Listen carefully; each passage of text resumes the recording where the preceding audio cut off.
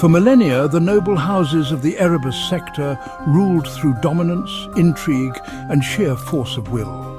Their names were etched into the annals of history, their banners once fluttering above the capitals of thriving worlds. But the war changed everything.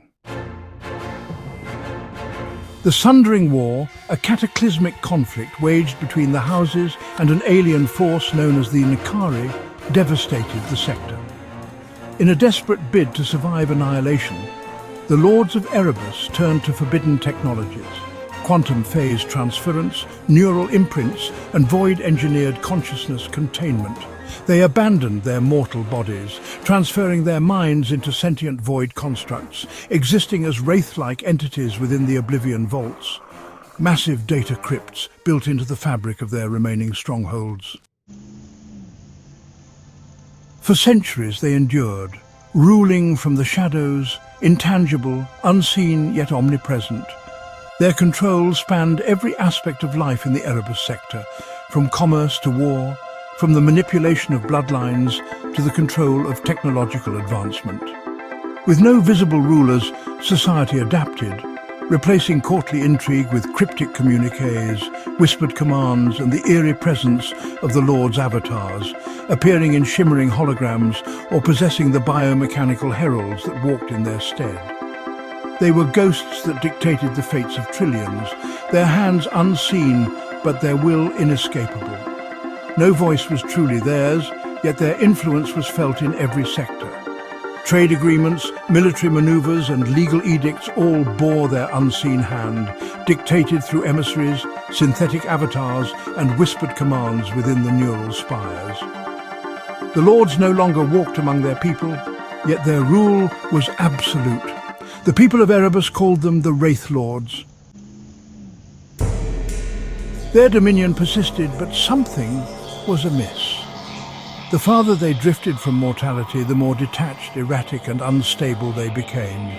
And when a new power emerged to challenge them, they were forced to confront a terrible truth. Without flesh, was there still a soul? The Wraith houses did not fade into myth. They ruled with absolute authority, despite their incorporeal existence. Each noble family resided within their own data crypt, their consciousnesses woven into vast neural spires, allowing them to interact with the living through projections, machines, and whispers in the minds of their vassals. The sector became a place of eerie splendor. Great palaces inhabited by unseen lords, cities where decisions were made by disembodied voices, and armies that followed commands from sentient constructs with no visible master. Vassal houses flourished under their watchful absence, yet none could claim true power. Festivals were held in honor of rulers who never attended. Statues were erected for leaders who no longer had physical forms. The people whispered of the eternal lords, caught between reverence and silent terror, knowing that even their thoughts were not entirely their own, for the neural spires monitored all. House Nyx. The first to embrace the void transference, Nyxian Wraith Lords act as puppet masters, controlling vast mercantile networks across Erebus. Their presence is known only by the cold, calculating precision of their ever-growing wealth. House Duskfall. The warrior philosophers, their minds housed within combat exoframes and war drones, leading battles without setting foot on the battlefield. Entire wars are fought by soulless machines guided by echoes of dead kings. House Revenant. The keepers of secrets and enforcers of Wraith law. Their cybernetic enforcers are governed by the recorded thoughts of their ancient ancestors, whispering to their descendants through implanted neural links. House Obsidian. The only house rumoured to have retained organic hosts, their wraiths said to possess cloned vessels walking the world as ghosts who occasionally take flesh. Whether true or not, none dare challenge their authority. Though once united, cracks had begun to form. The weight of time bore down upon them in ways even their quantum consciousnesses could not prevent. Some Wraith Lords remained lucid and calculating, while others drifted toward madness, their minds unraveling as centuries of data corruption took their toll. The once unbreakable coalition of the Wraith Houses began to splinter into factions, some seeking to preserve their dominion over the sector, others questioning their own existence. Some whispered that the Wraith Lords had grown cold, fragmented, distant from humanity, that their rulership was no longer benevolent, but mechanical, devoid of empathy. Were they still the rightful rulers, or had they become something else entirely? And then a rebellion began. For centuries, the vassal houses and common people of Erebus had lived under the rule of their spectral lords. They revered them, feared them, but increasingly they questioned them. The younger generations, never having known an era where their rulers were flesh and blood, began to wonder if the lords had forsaken their humanity, did they still have the right to rule humans? It was not a single revolt, but many. On Aetheris Prime, a vassal lord declared independence, demanding that no being without a body should be allowed to govern. On Varos 7, the citizens refused to heed the commands of the disembodied voices of House Revenant, forcing them to deploy enforcer drones to reassert control.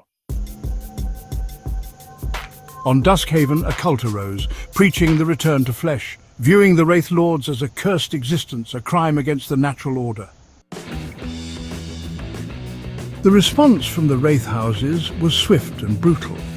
As a civilization dependent on information and control, they did not simply crush rebellion, they erased it. Entire lineages disappeared overnight, their names stricken from all records, their genetic traces purged from databases as though they had never existed. Memories of defiant leaders were subtly altered through neurological implants. Those who once supported the rebellion awoke with no recollection of their loyalties, convinced they had always served the Wraith Lords faithfully. Cities that defied their rule were not bombed into submission. They were swallowed by silence, their infrastructures collapsing as automated supply lines mysteriously severed, their energy grids failing at key moments, leaving entire worlds to wither in the dark. The cities of the rebellious vassals were stripped of data, their history erased, their leaders removed from existence as if they had never lived. Rogue nobles who had spoken against their lords were hunted by artificial assassins, their names stricken from records. The cult of the Fleshborn was declared heretical, its leaders vanishing overnight. Yet in their cold precision, the Wraith Lords had made an error. By proving how detached they had become, they had strengthened the belief that they no longer ruled as humans, but as something alien. The people no longer saw them as the rightful stewards of Erebus, but as relics of a bygone age, phantoms clinging to power while civilization evolved beyond their comprehension. The rebellion was no longer a mere political movement, it became a revolution against the very concept of disembodied rule. And a final war became inevitable. The Fleshborn rebellion did not defeat the Wraith Houses in battle.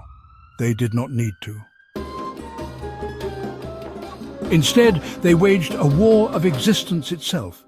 The rebels uncovered something the Wraith Lords had long kept hidden, a truth buried deep in the vaults of Erebus.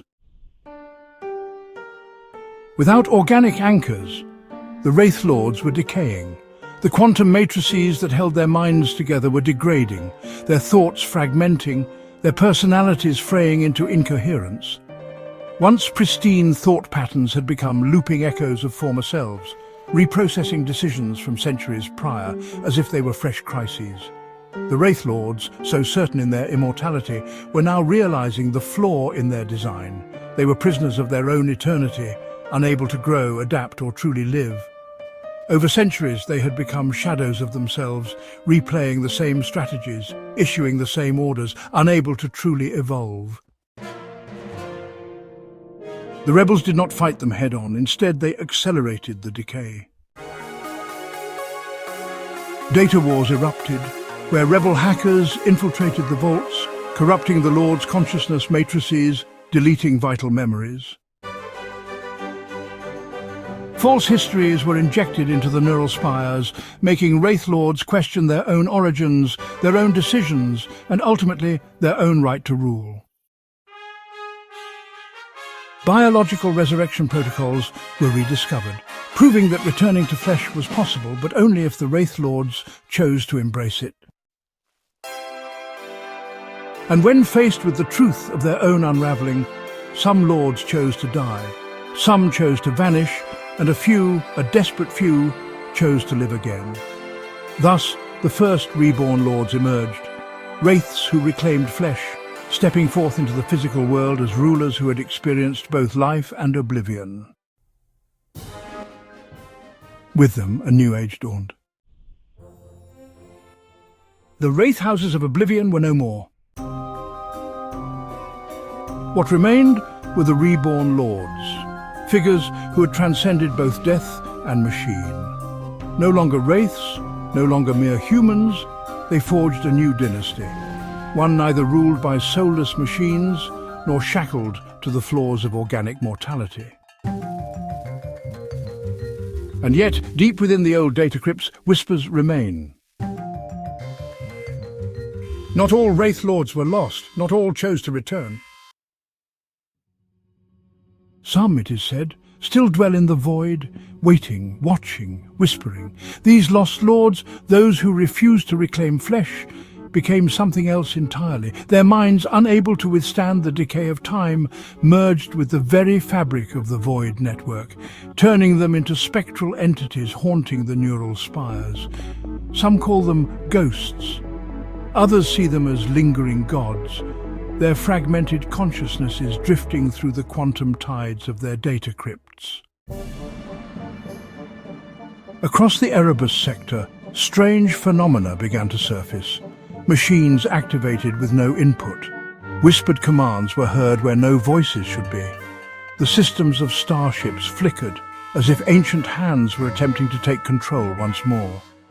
Some believe these Wraith Lords are not truly gone, merely biding their time, adapting to a new form of existence, waiting for the moment to reclaim their empire from the living. One day, they may return. These lost Lords, those who refused to reclaim flesh, became something else entirely. Their minds, unable to withstand the decay of time, merged with the very fabric of the void network, turning them into spectral entities haunting the neural spires. Some call them ghosts, others see them as lingering gods. Whatever they have become, one thing is certain. The Wraith Lords of Oblivion are not truly gone, and one day they may return.